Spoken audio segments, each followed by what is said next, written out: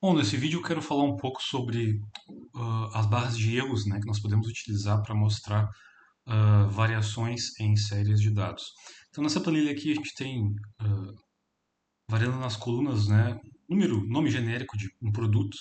Podemos interpretar essa planilha como sendo valores de vendas, né, ou algum outro valor similar de determinados tipos de produtos, que eu chamei aqui de A, B, C e D, ao longo do mês, nas colunas, né.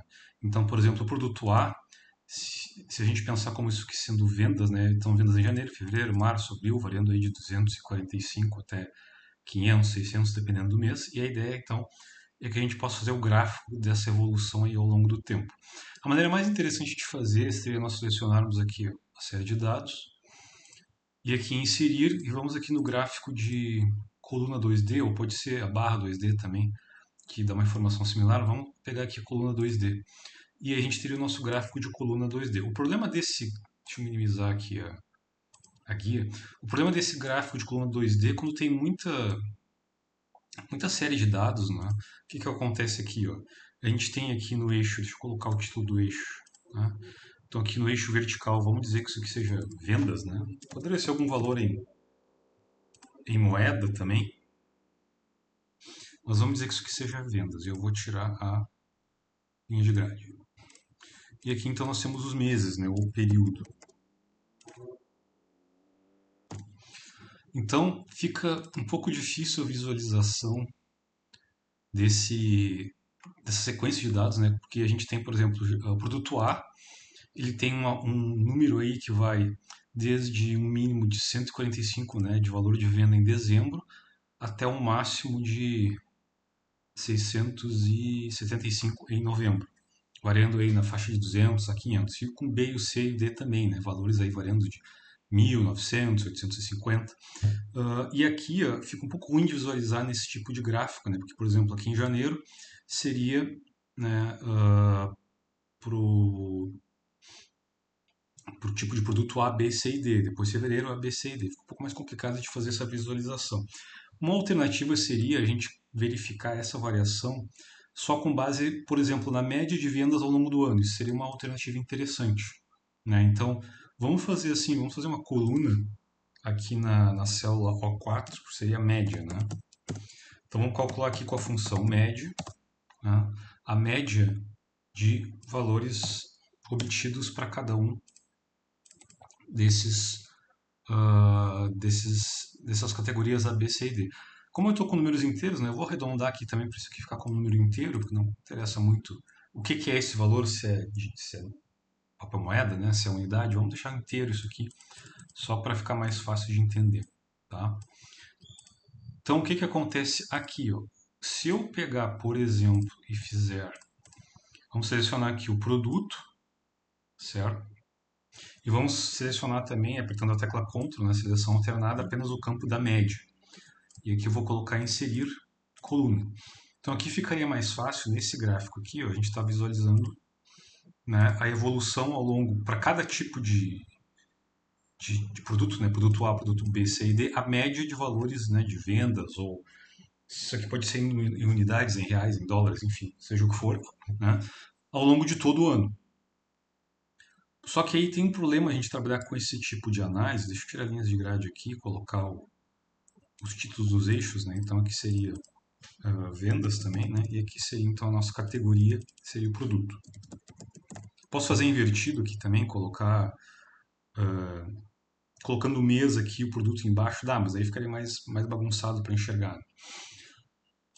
A grande questão aqui é que a gente não tem como ter uma ideia dessa variabilidade aqui. Então, por exemplo, aqui no produto A, em azul, né, olhando apenas para o gráfico, né, dá para ver bem a variabilidade de janeiro até dezembro. Né? E por volta de julho, agosto ele dá um pico, depois um pico também em novembro, depois ele cai em dezembro. Mesma coisa para o B, né? Ele começa grande, depois ele não varia muito, tem uma pequena queda em setembro e vai. Mas aí o gráfico fica muito poluído, fica muito colorido.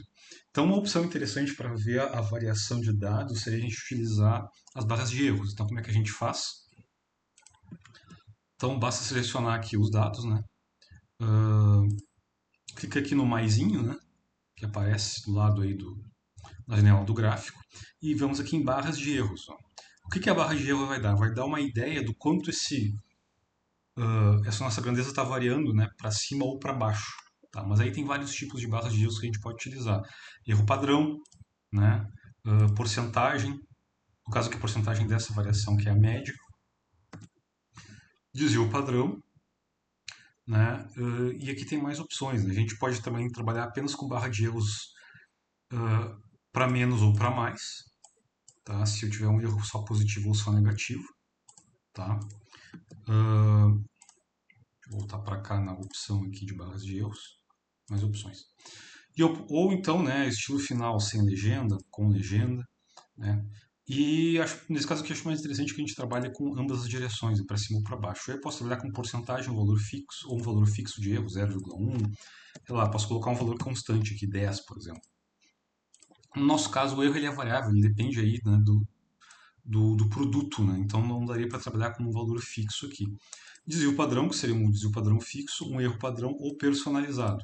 Vamos trabalhar assim com o desvio padrão, mas vamos calcular o desvio padrão para cada série, para cada produto aqui, para o A, B, C e D ao longo do ano. Então vamos fazer assim, ó, vamos colocar aqui desvio padrão. Tá?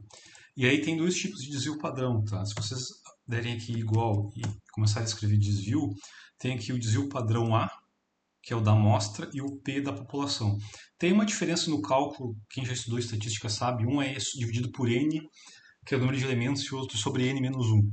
Tá? Mas como isso aqui, a princípio, é uma população, não é um dado, não é uma amostra que eu tirei de uma população, é uma população mesmo, vamos trabalhar com o desvio padrão da população. Né? Então, esse desvio padrão, o que eu vou fazer? Eu vou calcular, pegar os dados, né, de janeiro até dezembro, vou fechar aqui o parênteses, vou dar um Enter e vou arrastar, porque eu quero fazer a mesma coisa para os outros produtos, né? O desvio do valor de vendas de janeiro até dezembro. Tá? Então aqui seria o desvio padrão para cada um dos casos. Vou colocar aqui duas casas após a vírgula, só para não ficar tão ruim de enxergar.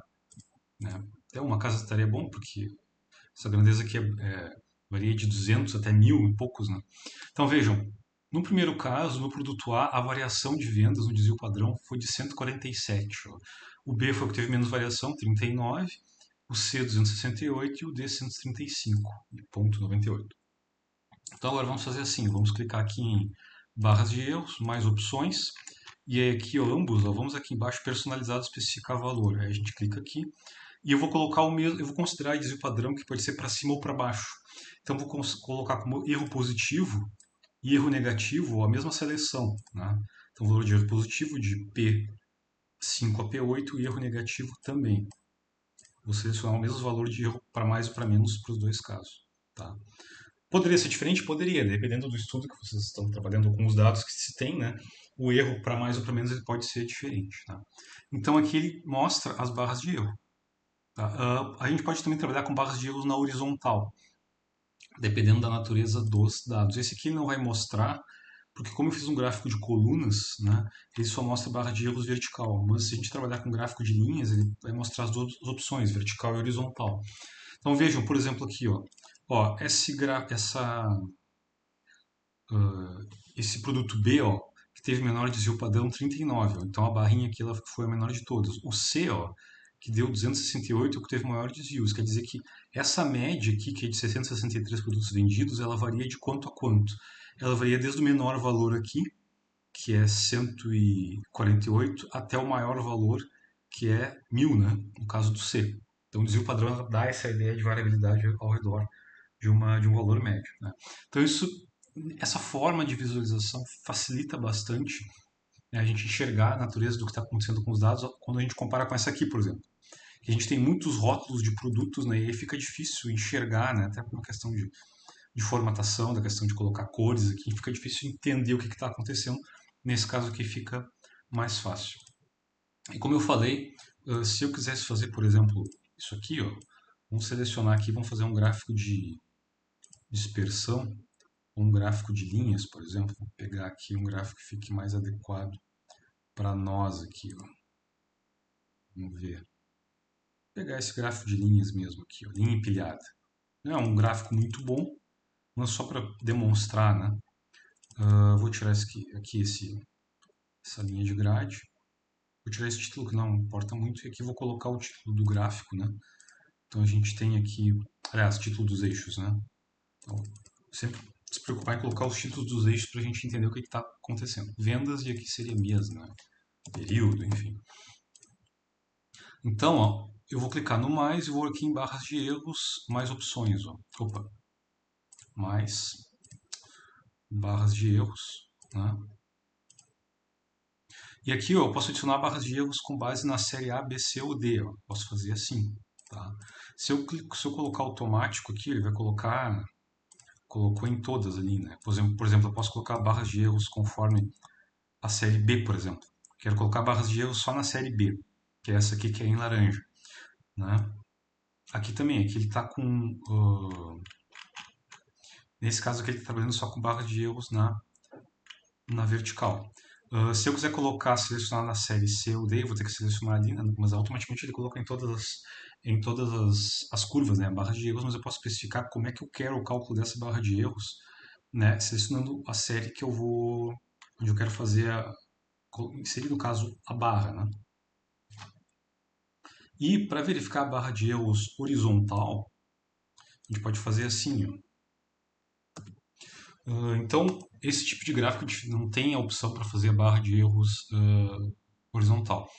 Para fazer horizontal, vamos usar um gráfico mais interessante que é a dispersão. Então, vou selecionar tudo, inserir dispersão, que é onde ele mostra os pontinhos, né? Vamos colocar aqui, tira o título do gráfico, vamos colocar títulos dos eixos, né? E aqui também, valores e meses. Por isso que é melhor quando a gente tem dado experimental ou dado bruto, não conectar com linhas, né? Porque isso acaba estragando às vezes o gráfico. Melhor colocar o ponto, né? Usando a dispersão, que fica mais interessante. Vou tirar aqui a linha de grade. E ó, barras de erros, ó, tá vendo? Ó, seleciono aqui, ele coloca barras de erros horizontais. Claro, no nosso caso não faz muito sentido, porque eu não tenho variação aí entre os meses, né, janeiro e fevereiro. Aqui eu teria que mudar o rótulo para aparecer mês, né? Mas veja, se eu quiser formatar aqui, ó, mais opções, ó, que no caso eu vou escolher a curva do A, né? Então, barra de erro horizontal, ambos, né, menos ou mais, se eu quiser. E a barra de erros vertical, como é que eu faço com a barra de erros vertical? Eu tenho que selecionar, ó, vamos fazer assim, deixa eu voltar de novo. Eu tenho que selecionar exatamente quem eu quero aqui, ó. Então, vamos selecionar de novo aqui, mais opções e A. Tá? Deixa eu colocar, ó, deixa eu clicar em cima aqui, ó, da barra de erros. E aí, ó, formatar barras de erros. Ó. Essa aqui é horizontal. Tá? Se eu quiser vertical, eu clico aqui em cima, né? Mais opções aqui, estou verificando horizontal, não aparece a vertical. Então, para aparecer as duas, quando eu for colocar no gráfico, eu coloco automaticamente para ele colocar para mim ali. Ó, eu marco para ele colocar as duas barras de erros. Aí sim, aí eu vou aqui, por exemplo, na vertical, na série C, por exemplo, formatar barras de erros, aí vai aparecer a configuração da barra de erros vertical que eu quero, no caso, para aquela série. E aí eu posso colocar se eu quero personalizado, se eu quero erro padrão, desvio padrão, mas o mais prático é eu já selecionar todas, né, e depois eu escolho uma por uma para ver como é que eu quero fazer o cálculo, porque de repente o cálculo da barra de erros da série vertical é diferente da barra de erros para horizontal. Né? Um pode ser desvio padrão, outro pode ser erro comum, outro pode ser só erro para cima, outro pode ser em ambos para baixo para cima, ou para esquerda para direita. Então isso depende do tipo de dado que a gente quer trabalhar. De forma que fica bem mais tranquilo da gente entender então como é que o problema se desenvolve usando essa questão das barras de erros, né? Entender como é que tem uma variação nos dados, né? Do que se trabalhar simplesmente com muitas categorias, muitas linhas, ou muitas barras, muitas colunas, que acaba sendo dificultoso para enxergar o que está acontecendo.